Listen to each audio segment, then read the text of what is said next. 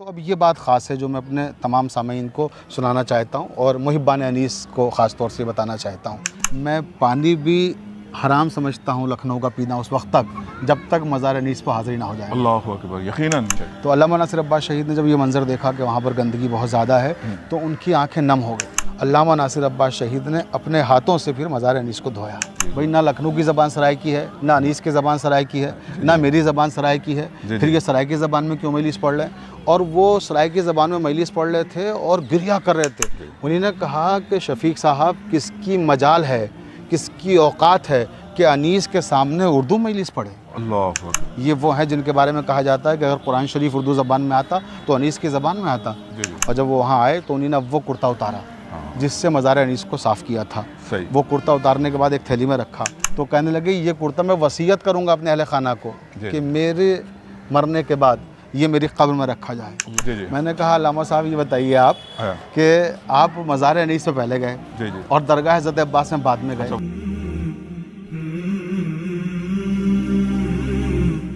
हज़रत मोमिनीन अस्सलाम वालेकुम व रहमतुल्लाहि व बरकातुहू।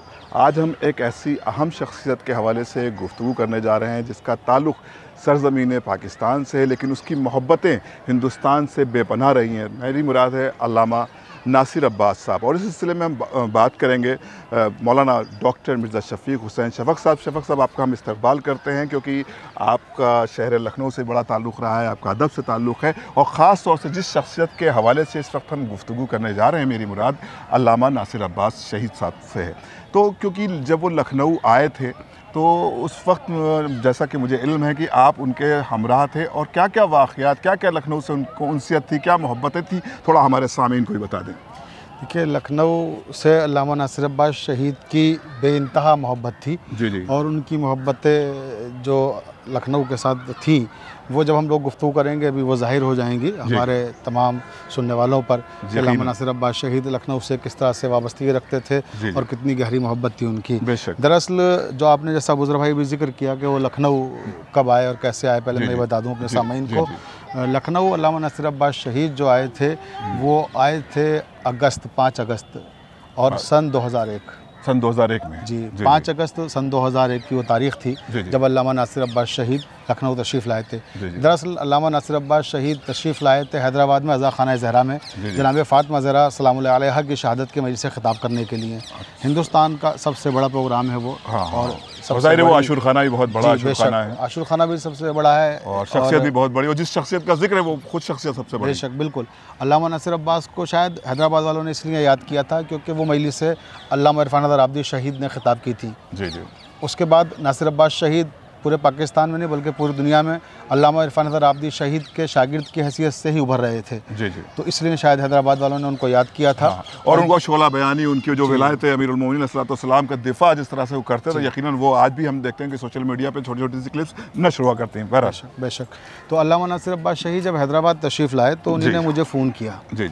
मैं उस वक्त सुल्तान मदारिस के रूम नंबर 23 में रहता था, तालिब इल्म में था वहाँ पर। जी। तो उनका फ़ोन जब आया मदरसे के फ़ोन पर तो मुझे हमारे तलबा ने बताया, दोस्तों ने, कि नासिर अब्बास शहीद साहब का फ़ोन है, वो आपसे बात करना चाहते हैं। ये 2001 की ही बात है। जी 2001 की बात है। मैं उस वक्त लखनऊ यूनिवर्सिटी में MA कर रहा था, फर्स्ट ईयर था मेरा और सुल्तान मदारिस में ज़र तालीम था। तो मैं फ़ोन पे आया तो अल्लामा नासिर अब्बास शहीद ने कहा कि शफ़क़ साहब मैं आपसे मुलाकात करना चाहता हूँ और मैं लखनऊ आना चाहता हूँ और हमारे बरादर बुज़ुर्ग प्रोफेसर शाहिद अब्बास साहब ने आपके लिए कुछ किताबें और कुछ तोहफ़े भेजे हैं, वो मुझे आप तक पहुँचाने हैं। जी। तो मैंने कहा कि बड़ी अच्छी बात है नासिर भाई, अगर आप लखनऊ तशरीफ़ लाएंगे तो ये मेरे लिए बड़ी खुशबख्ती की बात होगी। दरअसल अल्लामा नासिर अब्बास शहीद से मेरी एक मुलाकात इससे पहले पाकिस्तान में हो चुकी थी, कराची में। जी। और वो मौका था अल्लामा इरफान अदर आबदी शहीद के 40वें का मौका। तो कराची में वहाँ मुख्तसर सी मुलाकात उनसे हो चुकी थी, तारुफ हो चुका था, लेकिन वो मुलाकात इतनी गहरी नहीं थी और दोस्ती में नहीं बदली थी वो मुलाकात। दरअसल दोस्ती में हमारी मुलाकात रस्मन थी, दोस्ती में तब बदली जब अल्लामा नासिर अब्बास शहीद के जो बड़े भाई हैं प्रोफेसर शाहिद अब्बास साहब, वो मेरे दोस्त कलमी और वो भी बहुत अच्छे कलमकार हैं, बड़े अच्छे अच्छे मज़ामीन उन्होंने लिखे हैं और बहुत सारी किताबें लिखी हैं। और जाहिर सी बात है अदब से उनका गहरा रिश्ता है। तो उनका और हमारा दरअसल शाहिद अब्बास साहब का और हमारा अदबी रिश्ता पहले से था। तो उस हवाले से हाँ, अल्लामा से पहले से। अल्लामा मुझे नहीं जानते थे, मैं अल्लामा को नहीं जानता था, लेकिन नासिर अब्बास साहब के जो बड़े भाई हैं प्रोफेसर शाहिद अब्बास साहब, वो मुझे जानते थे, मैं उन्हें जानता था, और हम उनकी तख्लीक़ात इंडिया में शाया करते थे और वो मेरी तख्लीक़ात पाकिस्तान में छापते थे। तो इस तरह से अल्लामा नासिर अब्बास साहब जब यहाँ तशरीफ़ ला रहे थे तो शाहिद अब्बास साहब ने दर्जनों किताबें, बल्कि काफ़ी वज़न था। मुझे तो हैरत हुई कैसे नासिर अब्बास साहब लेके आए लखनऊ उन किताबों को, क्योंकि वो एक ख़तीब की हैसियत से हैदराबाद जैसी जगह पर आए थे और उनके साथ इतनी सारी किताबें तोहफे के तौर पर जो शाहिद अब्बास साहब ने भेजी थी मेरे लिए, वो सब लेके आए यहाँ पर। तो मुझे बड़ी हैरत हुई। तो वो यहाँ से हमारी दोस्ती गहरी हुई जब वो लखनऊ तशरीफ़ लाए। और जब वो लखनऊ आए तो अब ये बात ख़ास है जो मैं अपने तमाम सामीन को सुनाना चाहता हूँ और मुहिब्बान अनीस को ख़ास तौर से बताना चाहता हूँ। जब वो लखनऊ आए यहाँ पर 5 अगस्त थी, जैसा कि मैंने अभी जिक्र किया, और सन 2001 वो एयरपोर्ट से सीधे मेरे यहाँ तशरीफ़ लाए सुल्तान मदारिस। मैं उनको लेने के लिए एयरपोर्ट गया और जब वो आए तो आने के बाद नहाए वगैरह, और नहाने के बाद फिर उन्होंने मैंने कहा कि आइए अल्लामा साहब हम लोग नाश्ता करते हैं। क्योंकि नाश्ते का जो सिस्टम था वो जाहिर सी बात है मदरसों में नहीं होता है नाश्ता, तो हम लोग होटल पे जाते थे। तो मैंने उनसे कहा अल्लामा साहब नाश्ता या तो मैं यहाँ मंगा दूँ आपको या फिर होटल पे चले हमारे साथ कि वहाँ चलकर लोग नाश्ता करें। तो उन्होंने कहा कि नाश्ता तो बड़ी बात है शफीक साहब, मैं पानी भी हराम समझता हूँ लखनऊ का पीना उस वक्त तक जब तक मज़ार अनीस पर हाज़िरी ना हो जाए। अल्लाह अकबर, यकीनन ये जुमले हैं अल्लामा नासिर अब्बास साहब। कहा कि मेरे लिए लखनऊ का पानी पीना भी हराम है जब तक मैं मज़ार अनीस रहमतुल्लाह अलैह पर हाज़िरी न दे दूँ। ये देखिए कदर कीमत का अंदाज़ा लगाया। वहाँ से आने वाले इंसान के अंदर क्या तड़प थी अभी आप देखेंगे। तो हमने कहा ठीक है, बेहतर है तो पहले हम लोग मज़ार अनीस पे चलते हैं। जाहिर सी बात है मेरे पास अल्लाह ताला का दिया हुआ अब तो सब कुछ है। उस वक्त तो मैं तालिब इल्म था, मेरे पास गाड़ी नहीं थी, हम लोग रिक्शा करके और मज़ार अनीस वाला रिक्शा लेके और हम मज़ार अनीस पहुँचे। कुचा अमीर अनीस चौक में हम गए वहाँ लेकर। जब वहाँ पहुँचे तो बड़ा तकलीफ़देह मंजर था। वहाँ पर उन्होंने देखा कि मज़ार अनीस के चारों तरफ घास उगी हुई है बहुत लंबी लंबी, और उसके बाद फिर मज़ार अनीस पर ख़ुद बहुत गंदगी पड़ी हुई थी। उसकी कुछ फोटोग्राफ्स भी हैं आपके पास, मैं चाहता हूँ कि इसको स्क्रीन पे दिखा दूँ ताकि इस बात की तायद भी हो जाए कि अल्लामा नासिर अब्बास साहब जब इंडिया और लखनऊ आए तो उन्होंने किस तरह से, जो आप कह रहे हैं लफ्ज़ों में, वो पिक्चर के तौर पर लोग भी देख लें। बिल्कुल, मेरे लफ्ज़ों को उन तस्वीर के ज़रिए से आप देखेंगे कि तायद मिल जाएगी। बेशक। और जो मैं बयान कर रहा हूँ ये कन्फर्म हो जाएगा कि वो सही है। बेशक। तो अल्लामा नासिर अब्बास शहीद ने जब ये मंजर देखा कि वहाँ पर गंदगी बहुत ज़्यादा है तो उनकी आँखें नम हो गई। हकीकत बयान करने में कोई मुझे तकल्लुफ़ नहीं है। सच ये है कि मुझे भी मीरानी सल्लल्लाहु मक़ामहू की उस वक्त तक इतनी मार्फत नहीं थी जितनी नासिर अब्बास साहब की आमद के बाद हुई और जो मेरा ताल्लुक़ अनीस के साथ जुड़ा उनके आने के बाद। तो जब नासिर अब्बास साहब ने वो गंदगी देखी तो उनकी आंखें भर आईं और उन्होंने फिर बराबर में एक खिड़की थी जो मज़ार अनीस की तरफ खुलती थी, उसको बजाया। वहाँ से खातून आई, उनसे कहा कि हमें एक बाल्टी पानी दे दीजिए। तो उस खातून ने एक बाल्टी पानी और एक डोंगा दिया। अल्लामा नासिर अब्बास शहीद ने अपने हाथों से फिर मज़ार अनीस को धोया। और मज़ार अनीस धोने के बाद फिर जो कुर्ता वो पहने हुए थे, हैदराबाद से पहन के आए थे, सियाह कुर्ता था, क्योंकि मजालिस ख़त्म करने के फ़ौरन बाद यहाँ तशरीफ़ ले आए थे, तो वही सियाह कुर्ता पहने हुए थे। उस सियाह कुर्ते को उन्होंने उतारा और उसी कुर्ते से मज़ार अनीस को साफ़ किया। और मज़ार अनीस को साफ़ करने के बाद जब वो मज़ार अनीस को अपने उस कुर्ते साफ़ कर चुके तो उसी कुर्ते को फिर उन्होंने वापस पहन लिया। और पहनने के बाद फिर अक़ीदत, हाँ अक़ीदत देखें, इंतहा अक़ीदत है ये तो। उस कुर्ते को पहन लिया और पहनने के बाद फिर उन्होंने शमा रोशन की।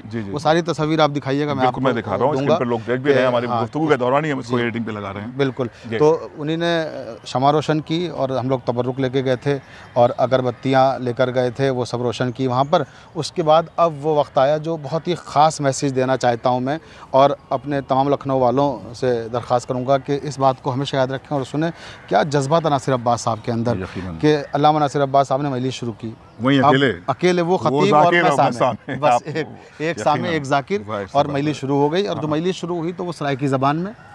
अब मैं तो नक्शे हैरत बन गया कि ये क्या है, सराइकी ज़बान में क्यों मजलिस पढ़ रहे हैं यहाँ पर। भाई ना लखनऊ की ज़बान सराइकी है, ना अनीस की ज़बान सराइकी है, ना मेरी ज़बान सराइकी है, फिर ये सराइकी ज़बान में क्यों मजलिस पढ़ रहे हैं। और वो सराइकी ज़बान में मजलिस पढ़ रहे थे और गिरिया कर रहे थे, और इस कदर गिरिया के मैं बता नहीं सकता।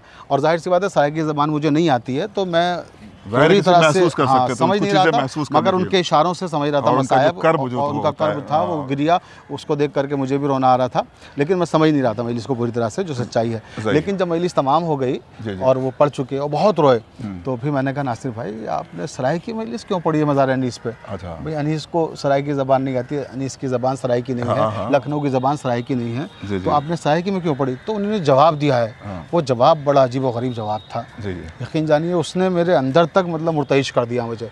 उन्होंने कहा कि शफीक साहब किसकी मजाल है, किसकी औकात है कि अनीस के सामने उर्दू मजलिस पढ़े। अल्लाह अकबर, अनीस के सामने उर्दू में ये मारिफत है यकीनन शफीक भाई, अल्लाह अकबर, कि मेरी ये हैसियत नहीं है कि मैं अनीस के सामने उर्दू में बात कर सकूं। बेशक ये साहिब ज़बान जिनकी आगोश में ज़बान ने परवरिश पाई है, ये वो हैं जिनके बारे में कहा जाता है कि अगर कुरान शरीफ उर्दू ज़बान में आता तो अनीस की ज़बान में आता।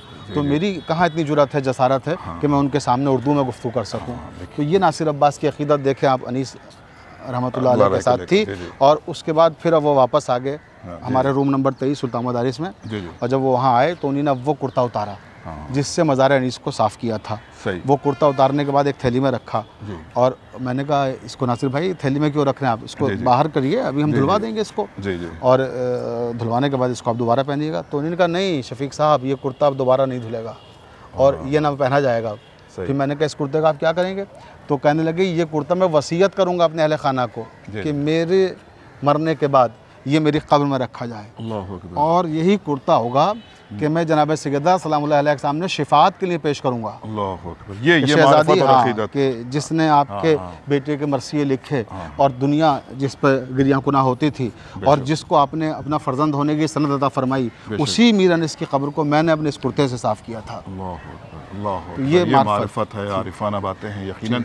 हाँ, जिस मकाम पे हम मौजूद हैं ये छोटा इमाम बाड़ा है, ज़ाहिर है कि हमारे व्यूअर्स सभी जानते भी हैं। तो ऐसे कबल आपने भी कुछ मुझे तस्वीर दिखाई, तो इस आज़ा खाने और इस इमाम बाड़े से भी क़िबला का बड़ा ही इश्क था, और ज़ाहिर है कि यहाँ के जो भी बाहर से आता उसकी ख्वाहिश होती कि छोटा इमाम बाड़ा, बड़ा इमाम बाड़ा, और ख़ास तौर से अगर तशय्युह है तो खुदाए सुकन मीर अनीस अलैहि रहमा और हमारे जो भी इस तरह के मकाम हैं तो उस पर ज़ियारत करें। ख़ास तौर दरगाह है, अनीस साहब हैं, दबीर साहब हैं, इन सब के क़बूल पर इंसान जाता ही है। तो इसके हवाले से और कुछ वाक़यात बताइए। मुझे लगता है कि यहाँ इस मुकाम पे जहाँ आप और हम बुजुर्ग भाई बात कर रहे हैं खड़े होकर जी, इस जगह की भी अल्लामा नासिर अब्बास साहब की तस्वीरें हैं, आप दिखाइएगा वो भी। और जहाँ से हमने गुफ्तगू शुरू की थी वहाँ की भी तस्वीरें नासिर अब्बास साहब की हैं। इस इमाम बाड़े में भी वो आए थे। मैंने एक सवाल और उनसे किया था, मैंने कहा अल्लामा साहब ये बताइए आप कि आप मज़ार अनीस से पहले गए और दरगाह हज़रत अब्बास में बाद में गए? हाँ बिल्कुल, दरगाह हज़रत अब्बास में वो गए, और दरगाह हज़रत अब्बास में हमने मजालिस रखी उनकी, उन्होंने मजालिस खिताब की हैं, उनकी तस्वीरें भी आप दिखाइएगा स्क्रीन पर। और जब मजलिस शुरू हुई थी यकीन जानिए 50 आदमी वहाँ पे नहीं थे, क्योंकि नासिर अब्बास साहब का उस वक्त तक यहाँ लखनऊ में तारुफ नहीं था कोई, और लोग उनको ज़्यादा यहाँ जानते नहीं थे। वो एक तरह से हिंदुस्तान में उनकी एंट्री थी, वो पहली बार हिंदुस्तान आए थे, और सोशल मीडिया भी इतना ज़्यादा नहीं था से आज चीज़ें बहुत जल्दी से वायरल हो जाती हैं। मगर जब उन्होंने मजलिस पढ़ना शुरू किया बुजुर्ग भाई, वो तस्वीर आप देखिएगा और दिखाइएगा अभी अपने नाजरीन को कि जब मजलिस शुरू हुई है 50 आदमी थे दरगाह के अंदर, और 10 मिनट के अंदर दरगाह पूरी पैक हो गई। हाँ, यानी वो लहजे का असर, लहजे की खनक, और वो उनकी खिताबत का उसलूब कि लोग खींचते चले आ रहे थे उनकी आवाज़ पर, यकीनन, और पूरी दरगाह भर गई थी। और वो तस्वीर भी आप मजलिस पढ़ते हुए भी दिखा सकते हैं उनको, और वो फिर मजमा भी दिखा सकते हैं जो पूरा बाहर भी भरा हुआ है, अंदर दरगाह में कहीं तिल रखने की जगह नहीं है, इतना मजमा है। तो वो यहाँ जो आए थे, छोटे इमाम बाड़े भी आए, बड़े इमाम बाड़े में भी आए, और मेरे साथ शाह नजफ़ भी गए और शाह नजफ़ दरगाह भी गए, और यहाँ के तमाम ज़ारतगाहों पे गए, और मज़ार दबीर पर भी गए। जी, मज़ार दबीर की भी तस्वीर है, मज़ार दबीर पर भी गए। लेकिन ये जो वाक़या अभी अनीस खुदा सुकन मीर अनीस अलैहि रहमा के हवाले से जो आपने बयान किया, यकीनन ये हमारे लिए एक सबक भी है कि हम अहले लखनऊ हैं, और हमें जब कोई बाहर से आता है उसके अंदर इतनी मोहब्बत पाई जाती है। ज़ाहिर कि बड़ी शख्सियत है, लेकिन आज भी मुझे लगता है कि उनको तारुफ कराने की ज़रूरत है इस हिसाब से। और जो हमारे ओरेटर्स हैं या जो पढ़े लिखे अफराद हैं, जो अदीब हैं, इसमें बेहतर जानते हैं, लेकिन हमारी जो नई नस्ल है, जो आजकल जो वेस्टर्न कल्चर की तरफ हम लोग जा रहे हैं, तो उनको भी अनीस साहब से और इस तरह की जो शख्सियतें गुजरी हैं, जैसा कि आपने बताया कि उनकी बरसी की तारीखें भी नज़दीक अभी है। 9 मई को असल में बरसी की तारीख तो उनकी है 15 दिसंबर, लेकिन वहाँ पे मुल्तान में क्या है 9 मई को ही हमेशा इस मौके पे ख़ास छुट्टियों का कुछ सिस्टम है और वजह है, तो उस मौके पे कई दिन का प्रोग्राम रखते हैं वहाँ नासिर अब्बास साहब के चाहने वाले, और ख़ास तौर से उसमें अहम किरदार अदा करते हैं प्रोफेसर शाहिद अब्बास साहब, जो नासिर अब्बास साहब के बरादर बुजुर्ग हैं। जी जी, खुदा उनको सलामत रखे। तो ये मौका वो होता है कि जिस पे खराज अक़ीदत पेश करने के लिए उनके तमाम चाहने वाले जमा होते हैं। लेकिन फिर वापस हम वही आते हैं जो भी हम बात कर रहे थे कि मैंने उनसे सवाल पूछा, नासिर भाई ये बताइए आप कि आप दरगाह बाद में गए और मज़ार अनीस से पहले गए, सही, तो लोग तो दरगाह जाते हैं उसके बाद फिर कहीं और जाते हैं, आपने सफ़र उल्टा शुरू किया कि पहले मज़ार अनीस पे गए उसके बाद फिर दरगाह हज़रत अब्बास गए, तो उन्होंने कहा उल्टा नहीं, यही सीधा सफ़र है। अच्छा, हाँ, कब पहले ग़ुलामों की बारगाह में जाओ, एहसान एहसान, वाह वाह शफीक, फिर वहाँ जाके ग़ुलामों की बारगाह में तहज़ीब सीखिए हाज़री की, अल्लाह, फिर आका की बारगाह में जाइए। वाह वाह वाह, यकीनन ये बेहतरीन मैसेज भी है और खिराज अक़ीदत भी, और साथ साथ क्योंकि खुदाए सुखन मीर अनीस रहमा का भी ये 150 साल तकरीबन साल चल रहा है, बिल्कुल वही, तो ये दो शख्सियतों के लिए बेहतरीन खिराज अक़ीदत भी रहा। हम टीम ग्राफ एजेंसी की जानिब से आपके शुक्रगुजार हों, जिस तरह से आप खिदमतें अंजाम दे रहे हैं कन्वीनरशिप के हवाले से, खुदा उनकी उन खिदमतों को भी कबूल फरमाए। जिस तरह से जोगीपुरा के मजालिस से आ रहे हैं उसमें आप पेश रहते हैं, आगरा के मजालिस को कई बरसों से आप मैनेज करें, जोगीपुरा के मजालिस और दीगर प्रोग्राम में आप पेश रहने वाली शख्सियत है। खुदा आपको सलामत रखे।